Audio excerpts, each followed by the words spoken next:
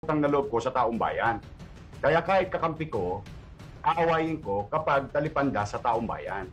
Kahit nakakampi ko sa politika, kasama ko kahit ngayon. Nagtatanggal ako kahit kakampi ko kapag piniperwisyo tao. Kasi ang gobyerno supposed to be sinasandalan ng tao. Hindi yung kami-kami lang mga politiko ang mga nagkakasunduan.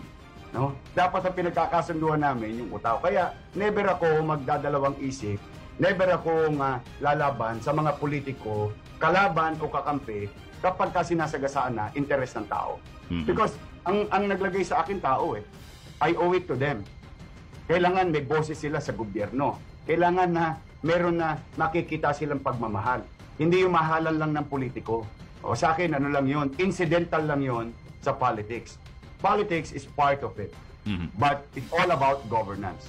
Now, if we cross that crossroad, intersection, at mamimili ako, kakampi sa politika o kapakinabangan ng tao, ay doon ako sa kapakinabangan ng tao. And no ifs, no buts. And in fact, Tony, I paid the price for so many instances.